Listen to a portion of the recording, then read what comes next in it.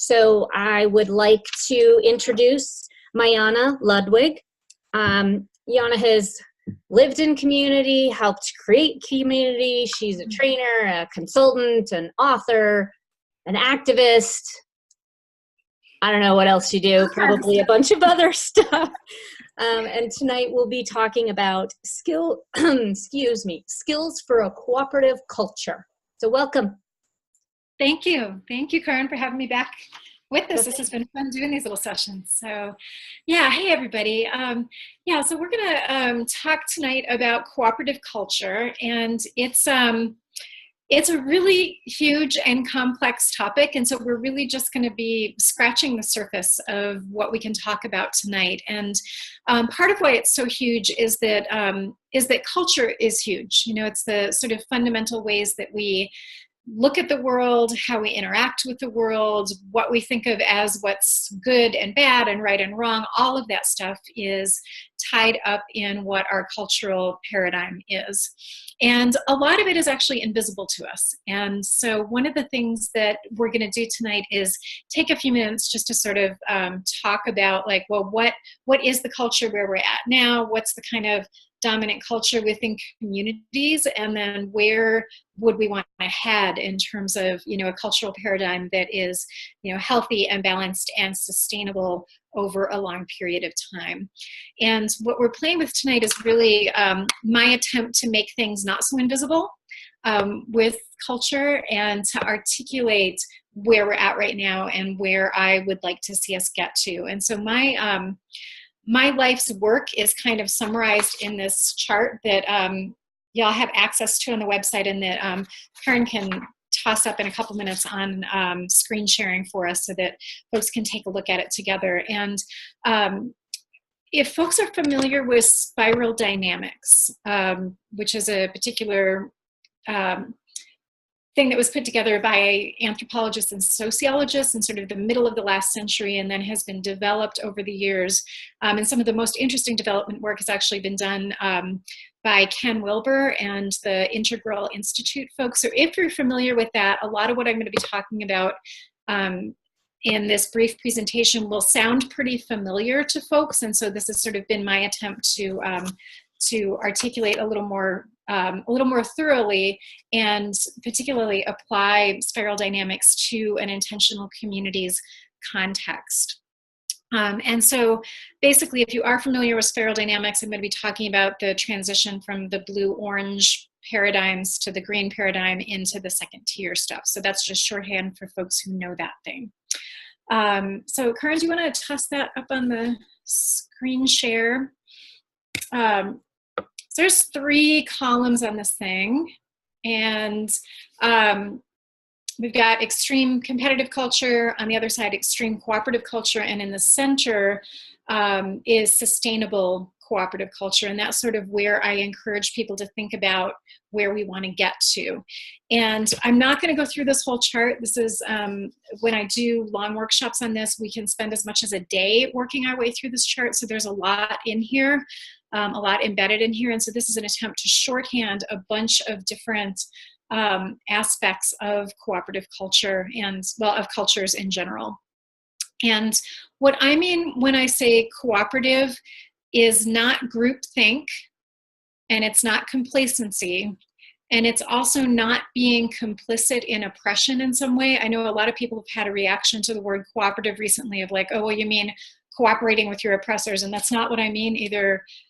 Cooperating with your oppression or somebody else's. What I mean when I say cooperative is collective decision-making and action where everybody gets to show up and as fully as possible in their strengths, in their needs, and in their priorities. But it's in service to something that's bigger than we could do individually. And so I'll say that again. So what I mean by cooperative is collective decision-making and action where everybody gets to show up as fully as possible in their strengths, needs, and priorities in service to something that's larger than our individuality. So that's what I mean by cooperative. And it's hard to do well. We are trained, and if you look at this sort of left column, the extreme competitive culture column, this is our standard American culture at this point. The US is the most individualistic culture in the world. And what we are basically taught is how to be really good competitors. You know, that's a lot of our schooling, and a lot of our economic system is really based on competition. And this extreme competitive side really sees hierarchy, whether that's social or economic hierarchies, as being good, or at least being natural, or at the very, very least the way things are, and that we just sort of have to live with it and work with it. And so a lot of what our culture is about is teaching us how to compete really well. It's also very much about objectivity. You know, the scientific revolution was sort of, you know, was born out of this particular stage of culture development, and the whole concept of survival of the fittest runs under a lot of this stuff. So that's like the quick minute-and-a-half summary of what's in that first column. On the far end, the extreme cooperative culture end, what you see here is, you know, as people got really frustrated with that sort of hyper-competitive thing, a lot of people started moving towards something that was more compassionate. Everybody's opinion matters. Like, it's not so much about objectivity as it is subjectivity, and that like our individual experiences really matter and ought to be taken into account. Our individual voices matter, that kind of stuff. There's a lot of good stuff in this column. The problem, though, is that it tends to have shelved discernment and objectivity in the course of really developing this like subjective voice orientation to things. And a lot of really bad group process shows up in this column because there's that lack of discernment. The idea that like everybody's opinion is equally valid on every topic is actually kind of a clusterfuck for us organizationally a lot of time, because it's not true that everybody's opinion is always equally valid on everything. You know, somebody who has studied something thoroughly, has a lot of experience with something, actually probably has a better opinion and a more informed opinion. And so, so there's a lot of really wonderful stuff in this kind of extreme cooperative culture end of things. And there's also a lot of challenges. And when I teach consensus, a lot of what I'm doing is trying to get groups to move out of that extreme cooperative culture column and into this center column. And the way that I would characterize this center column is that it's really balancing boundaries and discernment with compassion and deep listening. So we learn about that compassion and deep listening in that what I call extreme cooperative culture thing. And so we're really reintroducing objectivity and reintroducing the concept of discernment into that center column. And as I say, there's a whole bunch of stuff that we could talk about with what's in each one of these columns, but that's kind of the high level summary of what this chart is describing. And each line is kind of a variation on the theme of each one of those different ways to compare those different cultural worldviews and cultural paradigms. And I'm happy to answer questions about this as we get into the Q&A part. What I want to do is just take a few minutes to talk about, you know, we had billed this as being skills for cooperative culture development. And I have a list of the top 10 skills that I think are really important. And I somewhat arbitrarily have picked out 6 of those that I want to just spend a few minutes on, and 3 of them are sort of leaning toward that compassion, deep listening end of the spectrum, and 3 of them are leaning more toward the discernment end of the spectrum, those 2 things that I said that we're going to try to balance. Karen, do you want to leave the chart up or should we take it? What do you think? Let's take it down. Okay, great. All right. There we go. Now you're back to my face. Hi, everybody. Okay, so I'm going to just do this again kind of speedily. I'm going to go through 6 things that I think are really essential skills that groups need to develop to be able to do this, what I would consider a healthy cooperative culture. The first one is accurately hearing. And so this is both accurately hearing what's going on with you. So there's a self-reflective piece. There's the ability to take in what your own data is and be able to get articulate about it. So accurately hearing yourself, but also accurately hearing other people. And for folks that are familiar with nonviolent communication, this would be the reflective listening skill that NVC trains people in a lot, where, you know, the sort of stereotypical phrasing of it is, when you said X, I heard blah, blah, blah. And being able to like reflect back to people and make sure that you're accurately getting what's going on with them. And the reason why this is a critical cooperative culture skill is that if you can't accurately hear what's going on with people, you can't accurately care. You can't meet their needs if you aren't getting what their needs are.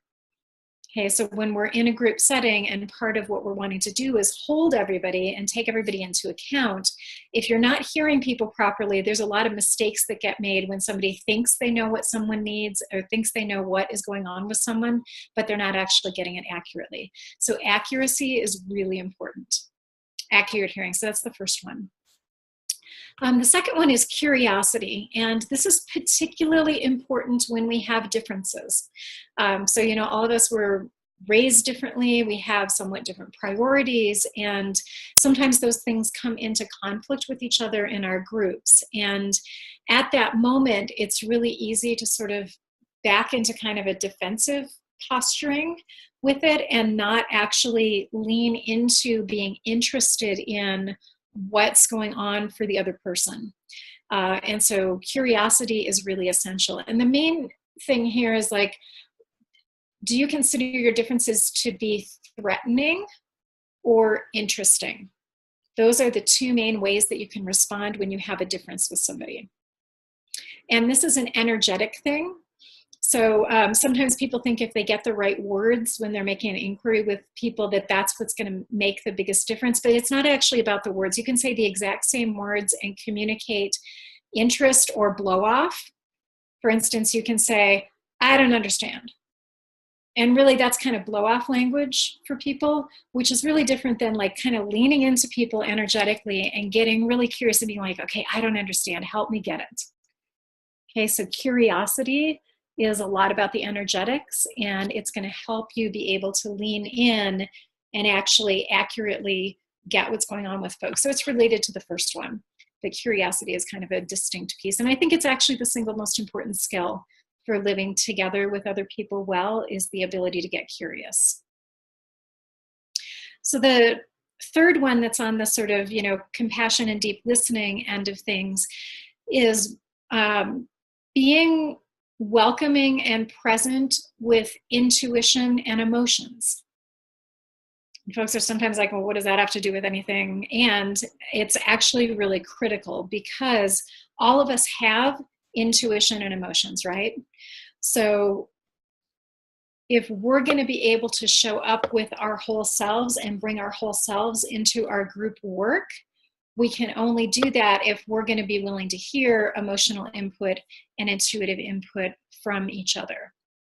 Okay, and I'm not talking about like emotional input as in dumping on other people. That's not what I mean. If somebody's like freaking out and like yelling and blaming and that kind of stuff, that's not actually what I'm talking about. It's the ability to hear somebody saying, I'm angry, or I'm really sad, or I'm confused, or I feel really alone right now, or whatever that is, and be able to take that in as if there's important data in our emotions, because that's actually true.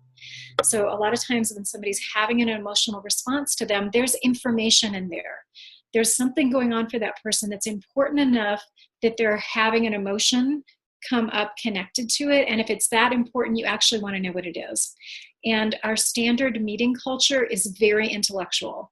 Like if you can't put it into a logical statement or an intellectual statement, oftentimes our groups end up blowing over folks and like treating them like you're being irrational. It's like, well, actually, you know, there's a whole part of us that isn't rational and actually is really interesting and has a lot to offer our group process. The other reason why it's important is that there are groups of people and individuals who actually, they lead with their intuition and emotions. They're not heavily intellectual. They're not as in their heads as the sort of white, middle class, middle American way of doing things is. And if you aren't creating a culture that allows people to be expressing from different parts of themselves, then at some point you're going to actually be really reducing the diversity of people either who are showing up for your meetings or are showing up in your group, period. So meeting culture actually has a lot to do with how do you relate to emotions and intuition. finally, there's one other reason why this is really important, and that's that, in spite of what a lot of us think about ourselves, when it comes to decision making, most of us are pretty emotional decision makers. There's actually been some really interesting brain science that has been done with hooking people up to brain monitors and then asking them to do problem solving. And what they find is that your emotional and intuitive centers in your brain actually fire first. They are much faster to have an answer to questions and to be engaged in the problem-solving process than your intellectual brain is. And what they found when they did follow-up studies with that was that your intellectual input tends to be coming up with the reasons to do the thing that your emotional center already said you want to do. And a lot of times when we make people translate their emotions into something logical, we're actually just adding a layer of extra work and extra exhaustion into that process for people. And so if we're okay with like somebody being able to just be like, hey, I feel scared about this decision, without having to give you all the 26 reasons, but just sit with that emotional input, then we can actually get sometimes to a much more direct pathway around our decision making.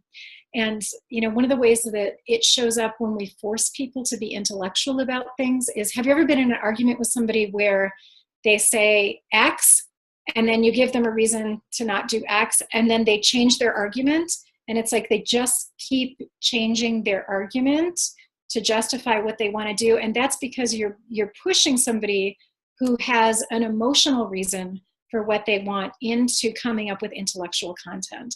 And it's actually, we waste a lot of time in our groups by making people do that.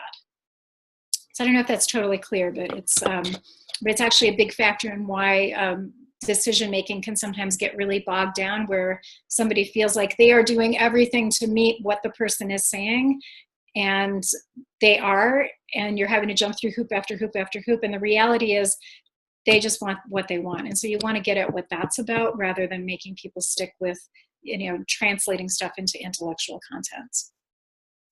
Okay, so that's 3 parts of the sort of on the like compassion, deep listening end of the spectrum. So then I want to do 3 quick ones that are more at the discernment end of the spectrum. So building cooperative culture requires that we learn how to give and receive feedback. Okay, this is a huge skill set in doing things more cooperatively. And we actually, some people feel like feedback is one of those things that's sort of this evil that you have to put up with if you deal with other human beings. But the reality is that actually, if we want to be engaged in culture change, we actually need other people's feedback. Okay, so we have all been trained in a competitive culture, and almost all of us have been trained in some patterns that are oppressive to other people as well on top of that. And it's because of the competitive thing, really. Oppression is a version of hierarchy, it's a version of competition. And so if we're going to actually move off of competitive culture and towards something more cooperative, we're going to make mistakes on the way. We're going to step on other people in the process. We're going to say things in a way that hurts people. We're going to do things in a way that isn't actually embodying that cooperation, because it's not how we've been trained. And so giving and receiving feedback is the way that we get those reflections from other people that allow us to actually move toward that place that we want to be in, that's coming from a more cooperative lens. So giving and receiving feedback. So the next one is valuing something larger than yourself. Okay, so we want to get to a place where we're doing this cooperative thing. And remember, we're talking about cooperation as decision-making and action, in the service of something that is bigger than just our individual selves. And so learning how to frame things as something that is that bigger goal. So your groups should all have values and intentions that you're moving toward as a collective. So that's one of the ways that our groups are functional and are actually worth being in and worth doing the work to be in a group, is to actually have some of those bigger goals. And so the more you can start centering in the way that you think and the way that you interact with other people in whatever those bigger picture things are, the more you're going to be able to sort of pull yourself along in that process of learning how to be cooperative. And being cooperative in and of itself is not really much of a goal for a lot of people. And so for some groups, that's about sustainability goals, or it's about justice goals, or it's about having a great neighborhood to raise your children in. I mean, all of those are fine goals that are bigger than something that you're in control of just as an individual. And so being able to value something larger than yourself is that fifth skill set that I'm going to emphasize. And the last one is that word that I've used a bunch of times already, which is discernment. And what I mean by discernment is there's actually multiple pieces to it. One of them is just being able to be clear about like what's actually important about this. Like there could be 27 things going through your head and 3 of them may be the actual important stuff. You know, and so being able to get good at figuring out, so from where we are now, from the conversation that we're in right now, and we're trying to get to this goal, what's actually the important stuff that I need to be holding? And learning how to actually have that discernment about that. The other thing is getting clear about what's personal versus what's the group's. So all of our groups are there and they're going to meet a chunk of our needs. They're going to be there to serve particular purposes in our lives. But sometimes the thing that is really rattling around in your head isn't actually the group's thing. It's not the group's responsibility to be meeting that need or to be even having certain conversations with you. And that discernment piece is going to be really critical. Sometimes you get groups that get very bogged down in a bunch of personal agendas that are getting asserted into the group when it's actually not the group's job to be meeting those agendas and to be meeting those needs that folks have. And so being able to start getting more and more clear about like what's my personal responsibility versus what's the group's responsibility is a really critical thing to have cooperation actually work. It's a way that you don't derail the group when they need to be focused on whatever it is that you're actually there to be doing as a group. And then one other thing, there's a phrase that one of my mentors uses, which is, what does the group need to hear from me at this time? So I'll say that again. What does this group need to hear from me at this time? So there's a bunch of pieces to that. One of them is this group. So again, you may have things that are really important to you, but it's not this group's thing. Okay, so we may be, you know, we're starting to head into the presidential election season, blah, blah, that kind of stuff. Like your co-housing group is maybe not the place to be like trying to organize people around politics. Maybe it is if that's what you've decided to do. It could be incredibly important to you, but this is not the group for it. Okay, so that first part is this group. What does this group need to hear? Our groups don't always need to hear everything that's rattling around in our heads. Sometimes it's important for us to say the things that are up, and sometimes it's not. Okay, so what does this group need to hear from me? Sometimes a message is really important, but I'm not the right person to deliver it. Okay, so that could mean that somebody that you've been talking to somebody and they've been really upset about something and you need to make a decision in the moment of, am I going to carry water for that person or am I going to let that person speak for themselves? So that's one of the ways that that could play out. The other one is that sometimes you're just the wrong messenger. Like for whatever reason, you've gotten into a pattern with your group where you can't say a thing and have it go well. And you need to have discernment about that and not necessarily give the group everything that you think the group needs. You can let other people do some of that work. And finally, at this time, like sometimes people get really on a soapbox about something and it's actually not appropriate for the meeting that we're having or the conversation that we're in that meeting or this month. Maybe it's something that like we don't need to talk about for another 6 months. Let it be. Don't actually foist that upon the group if it's not really the right timing. Okay, so that's 6 out of my 10 on the list, and I'm going to stop there and let folks ask questions because I gave you a chunk. There's a lot more to give, and happy to answer questions that folks have. Okay, so Kenya asks, and the supremacy seems to be the hallmark of U.S. competitive culture. Therefore, those of us for whom the nation was built on and ultimately oppressed, we seems to either exclude my existence or my experience as a non-white person. Yeah, that's great. So, so I don't know, Kenya, if you've got the chart in front of you.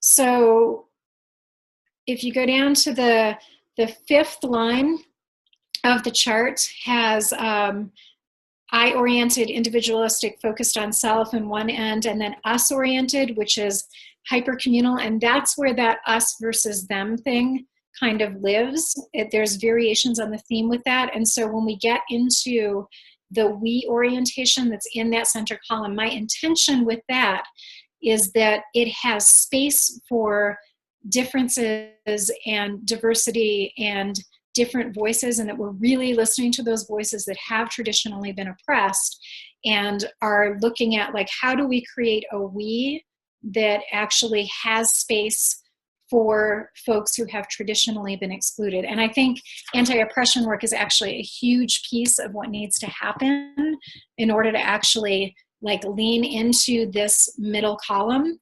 Like, that's where differences are interesting, for instance. It's where service to others comes in. It's recognizing personal and collective responsibility. And some of that responsibility is on folks who have traditionally been oppressor groups to absolutely be doing, you know, like in my case, as a white person, like, I need to be doing my work as a white person to actually genuinely not just include people of color, but actually follow the lead of people of color and take guidance from them about what needs to happen to actually be in a spirit of, like, reparations and, like, genuine power sharing. And so I'm really happy that you brought that up.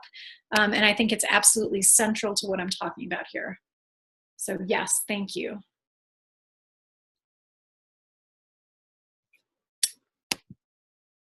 Other questions or stuff that folks want to talk about?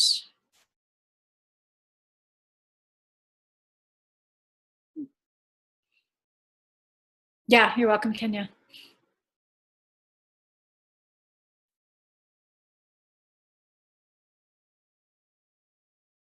Yana, can I speak my question? Are you able to hear? Hey, Carl. Hi, I'm from Elderberry Cohousing here in North Carolina, and we've got another member of our community too. I noticed that you had under emotion, sharing with boundaries. And I guess I'd like to hear a little bit more about how you allow emotions, and you also set limit to emotions. Certainly, you know, you don't want people to be just say, you know, ramping up anger, accusing, you know, something about having emotions, but also taking ownership for your emotion and not letting it destroy the positive intent of the meeting.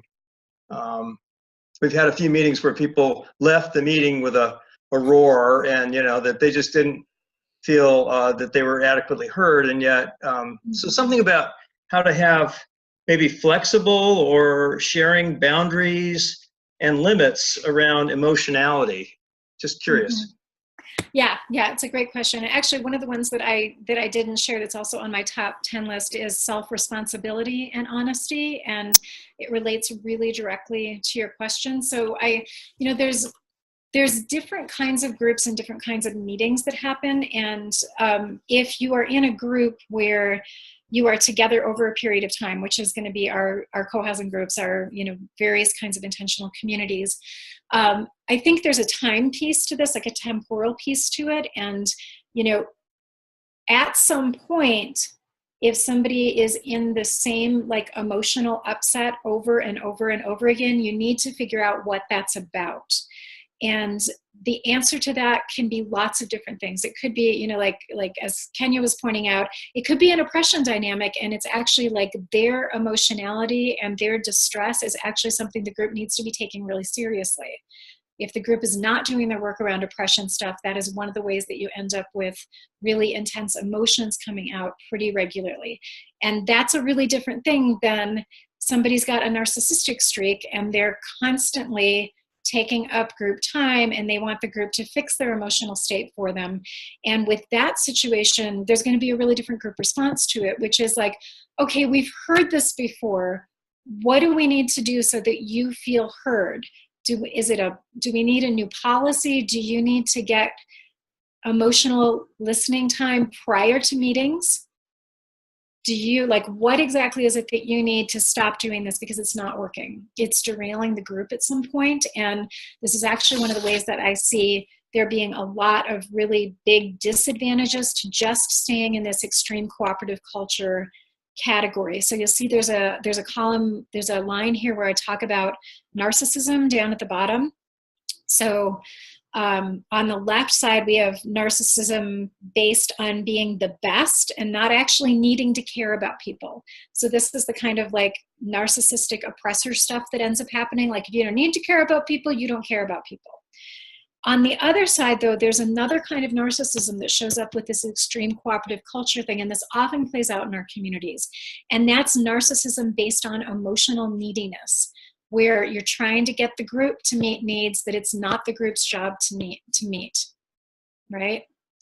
And so what we're looking for is having non-narcissistic culture and people, which is that the self is valued, but it's valued as a member of a team.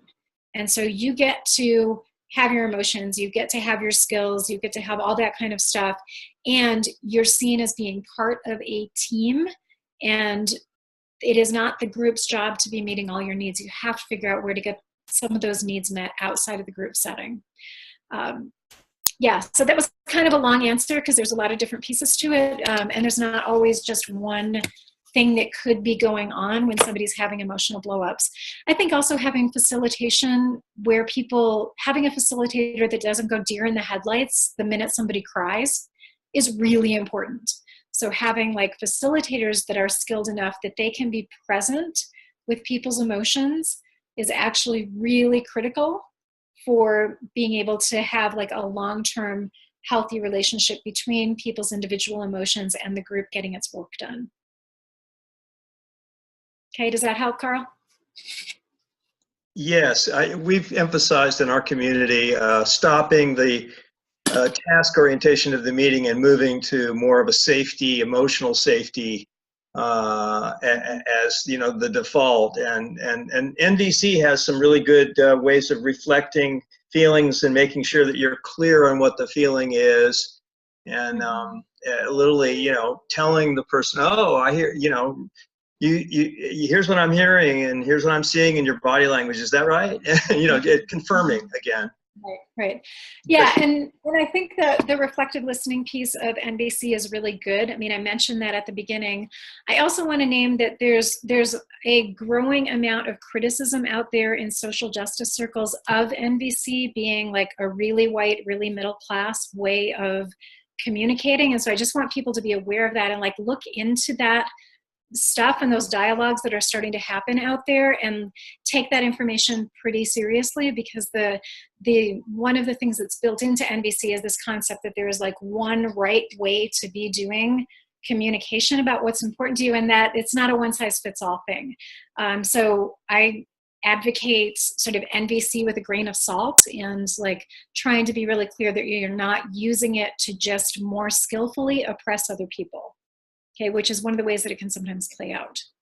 Power over. Okay, thanks. Yep. Yeah. NVC does not fix power dynamics in groups.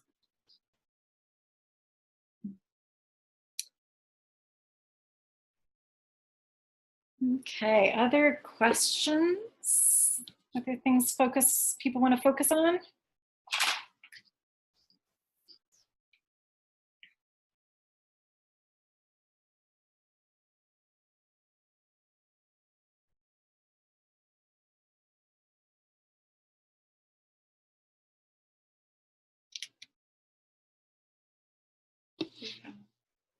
Hi, I'm Barbara. I'm with Brenda here. In following the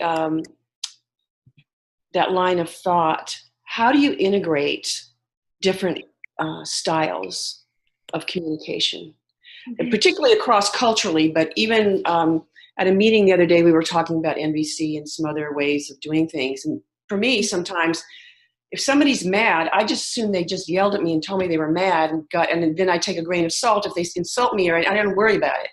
Whereas sometimes if people are going on, it's a very patient and intellectual and maybe even emotional thing, I can come away feeling really bad in a way that I don't feel when somebody just plain yells at me. Mm-hmm. You know, and I've been in different cultural situations, and a lot of it has to do with class as well as race and ethnic background. And so how in one group do you kind of merge all that together? Mm-hmm. Well, I think the most effective long-term way to do that is to have facilitators who have a lot of different tools in their toolbox and can work with a lot of different formats, because different people are going to get their communication needs met in really different ways. And so one of the sort of standard ways to break that down is that there are people who are auditory learners. They take in information through their ears. There's people who are visual learners, and there's people who are actually kinesthetic learners and need to get their bodies into that. And that our meeting culture tends to be very oral, tends to be very auditory, and that is very comfortable for white middle class people. You know, to sit around in a circle and calmly, one person speaks at a time, take in the information through your ears, like that's the default way of doing meetings in the US. And that's really different than being able to lean into formats that let there be a little more creative chaos in the space and let things get a little louder and a little more lively. You know, there's definitely cultures where if you're not raising your voice, you're not paying attention. And it's like, how do we make space for that? Well, we find ways to like create different kinds of formats that actually get people up out of their seats, that get our bodies moving, give people a chance to like be in more of like a creative milieu and a creative mixing things up. And there's a lot of different formats to do meetings with. It's not just sit around and talk, you know, to actually get different kinds of input in there. And then again, what I was saying before about having facilitators that aren't going to go deer in the headlights when somebody has an emotional reaction to something is huge. Like if the facilitator can be present with the person and be like, hey, I'm getting blah, blah, and is lively with the person and is, you know, engaged with the person and is able to hear what they're saying regardless of how they're saying it. Like that's one of the things like NVC sort of, you know, assumes that we're all going to be like calm and rational and you know, and you don't always get it that way. So you still have to be able to get what's important to the person and what's alive for the person and what their passion is. And that's actually another reason to create meeting culture where we can be present with emotions, is that our emotions are where our passion lives. You know, and our meeting culture tends to be really flat. And so I want meetings where like people can get excited, and they can get heated, and they can argue in, you know, with each other, and nobody freaks out. Like that's actually a lot of what I think needs to be happening. Mm-hmm. And I'm happy to have other people toss things in if, you know, if you are from an underserved culture in terms of meeting stuff, if you have things that have worked for you, I would be happy to give some airtime to other folks here.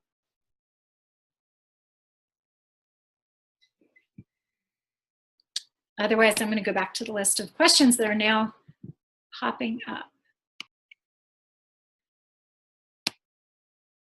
Okay, so the next question from Pacific Gardens is, what does fixed power dynamics in groups? So that's a huge, huge topic.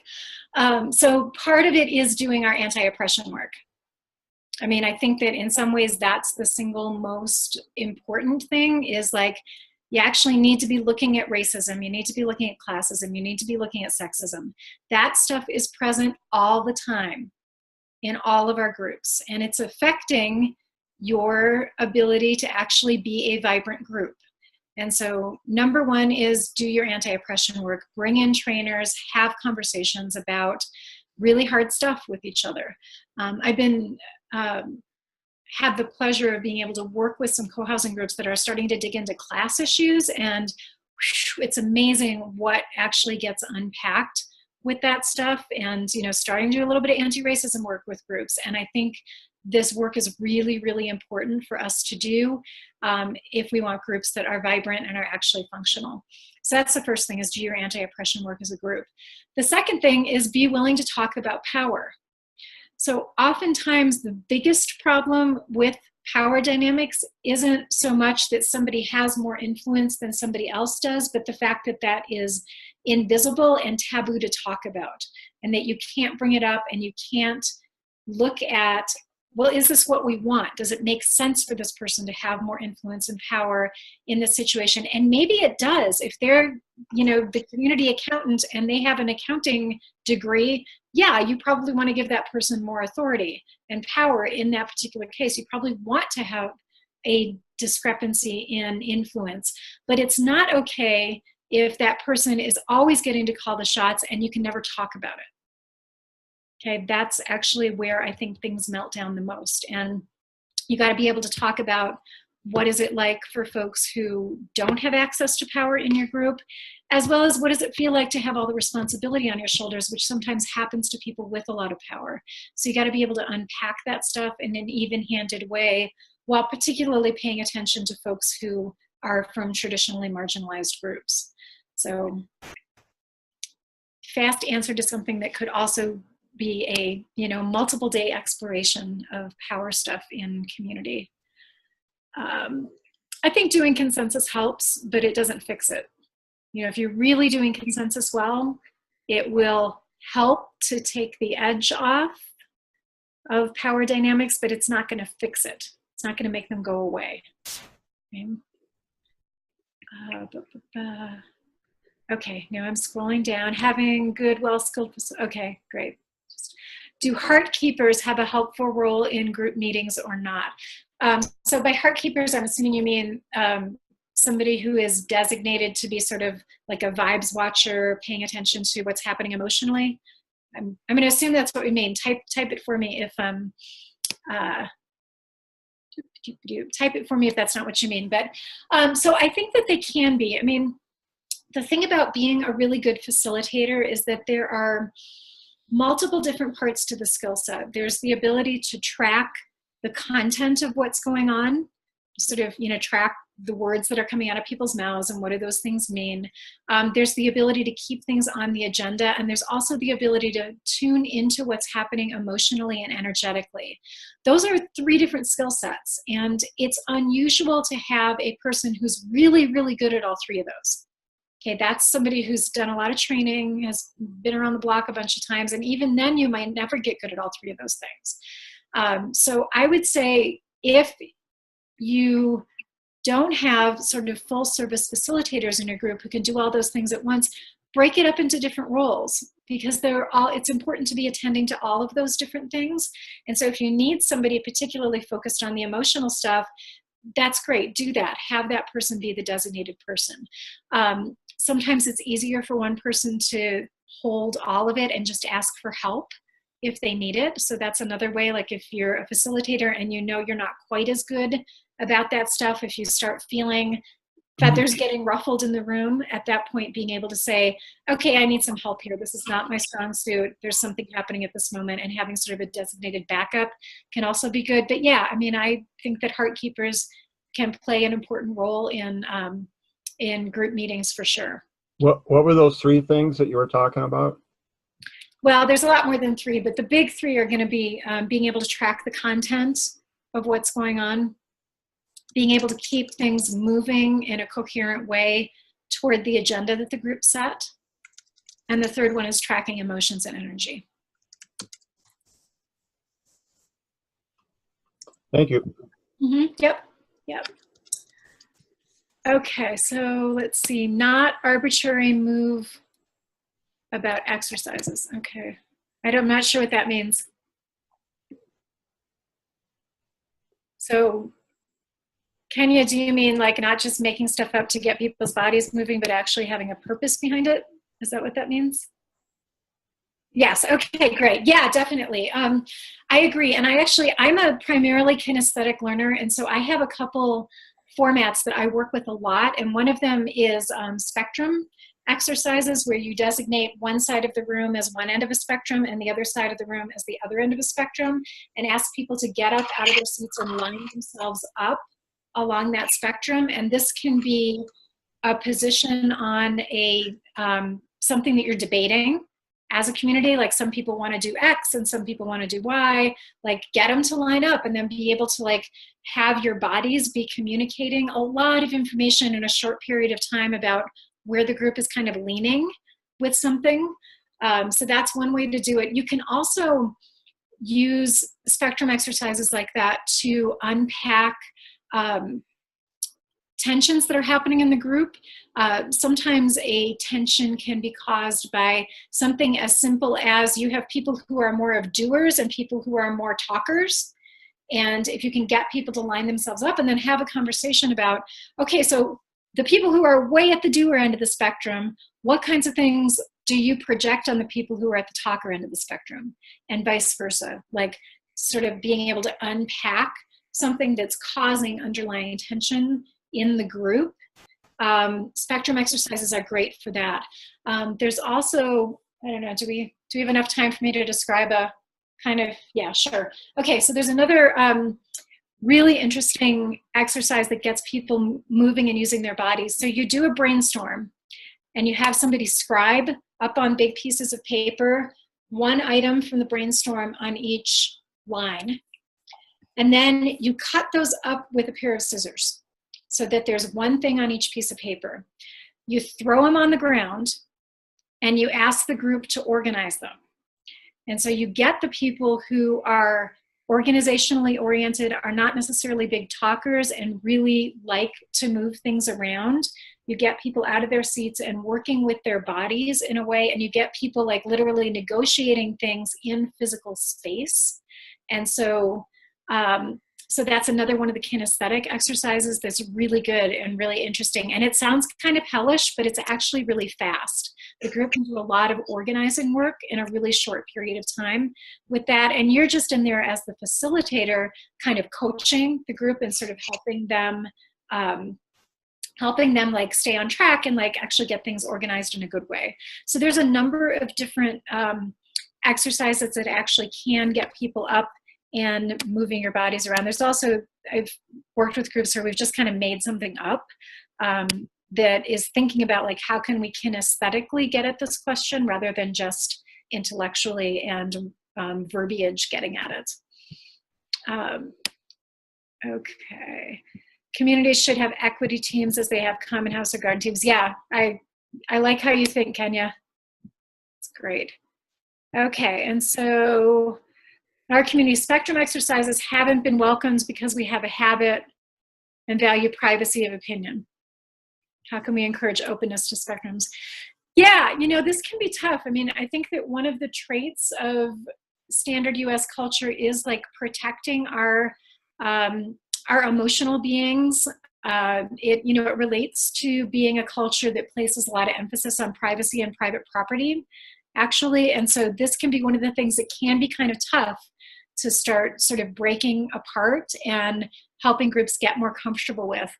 I would start out with some spectrum exercises that are, there's not a lot at stake with the answers. You know, find ways to do ones that are fun initially, that are easy for people, just like a get to know you kind of exercise, rather than going immediately into like your most heavy conflict that you have as a community. I wouldn't start there. I would get people used to doing more kinesthetic exercises with things that are relatively low stakes and then work your way up to that. And, you know, Kenya, if that doesn't actually help, I'm totally fine with you emailing me and we can talk more about it. There's my email address. Whoops, except I just sent it to Karen. Oops. Let me try again. Send that to everyone. There you go. That was to everybody. Yeah, no problem. Oak Creek had a question about number 1 equals hearing yourself. So has anyone used is it Enneagram to reflect self?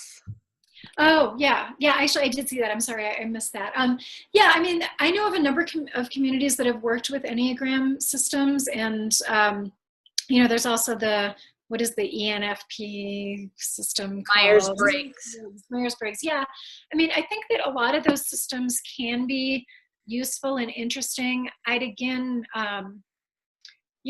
just watch out for biases with those things. And really, if folks from marginalized groups are going like, gross, there's this embedded thing in here, really take that seriously, because I haven't actually seen a lot of unpacking of those systems to understand whether we do have some biases in there that I just haven't myself started to be able to see clearly. But yeah, I mean, I think my mantra with groups is do what works. If something like the Enneagram or the Myers-Briggs is being useful for your group, it's helping you understand each other better, it's helping you make decisions more easily, absolutely lean into those things. And if they're not, then don't get too attached to them. I mean, don't sort of force it if it's not actually being helpful. Okay, example of topic or issue that needs to be organized. Any brainstorming that is more than just 5 or 6 items on it, you're going to want to actually organize it into, into like areas that the group looks at and takes forward. One of the things about meeting outcomes is that very few people can hold more than like 4 or 5 things that happened in the meeting and that you take away from the meeting. And if you've done a whole big brainstorm, you want to try to get it down to a smaller, more organized and categorized list so that people are able to hold it when you come back to that topic later. It's super helpful to have those things organized. And oftentimes what will happen is like you'll give it to a committee or an individual to do that. And I think it's better if the whole group can take ownership over the organization. Then you're just going to have folks owning things more moving forward and feeling more like, oh yeah, I remember that. I helped organize that. I see myself in that. I know where we're at in the process. And so all sorts of things need to be organized. Okay, there's one more question here, and then are we? Actually, somebody had a question about what is an equity team? I'm going to let Kenya type an answer to that and speak for herself. It was her word. I think I know what that means, but I'm going to answer another question and give her a chance to answer that for us. So are there trends for the most difficult issues among co-housing groups? Yeah, we suck at conflict. That's probably the biggest thing.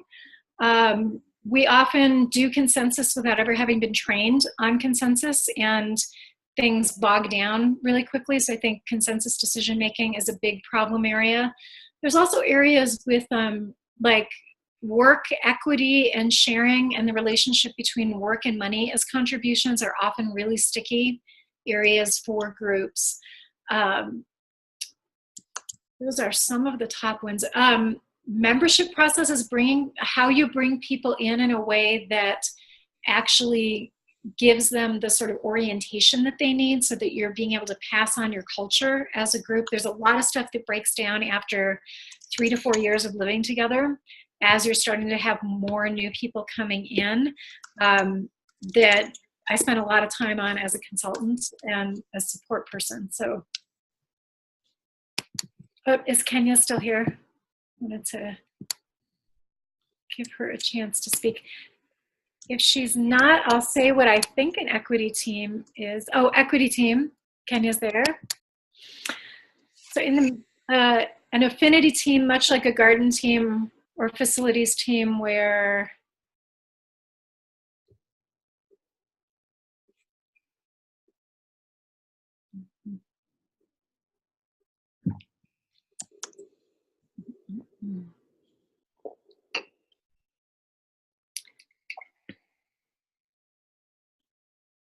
we could also unmute Kenya if you want to, where equity issues and concerns can be examined. Yeah, so a group that's tuned into power and tuned into the kind of oppression issues that we've been talking about, and just equity in general, which could be, I think, include how you do money and how you do work, and that different people have different abilities to for an equity team, at least in the way that I would conceptualize it. So thank you, Kenya. All right, so we have a conference coming up, yeah? Yeah. We're going to be in Portland together, a bunch of us, which I'm excited about. And I'm going to be doing a half-day pre-conference workshop called Guerrilla Consensus that can either help groups that use formal consensus decision-making or don't use consensus decision-making, but you have a longing for a deeper connection and engagement with folks in your group, and that there's ways that you can incorporate some consensus consensus principles and ways of interacting with each other without having the full group bought into we're doing formal consensus process. And it keys off of the kind of cultural stuff that we've been talking about today. So, so hopefully I'll get to meet a bunch of you in May. I'm excited. Yeah. So Yana, thank you so much for sharing your time tonight and sharing your knowledge and giving us a few skills, or certainly some things to think about. I appreciate it. Yep. And thank you all for attending. I plugged in a few links into the chat. The first one is a link to the Coho US website where the web chats are listed. The next web chat is Monday, February 25th. It is Alan Ohashi, and he is talking about, can co-housing secret sauce retrofit any housing community? So that should be a good, interesting discussion. I also plugged in the link for the Portland conference. So the Portland conference is June 1st and 2nd with pre-conference intensives and community bus tours on the Thursday, Friday, the May 30th and 31st. So get yourself registered. It looks like it's an amazing program, truly, really great lineup. And then the last thing I'll just say is that the web chats are a thing that are just offered by Coho US, but it does require some staff time and skill. And so if you are interested in donating to Coho US, I put a link in for that too. Thank you so much. Thank you, everybody. Cool. Good night, everybody. Thanks for being here.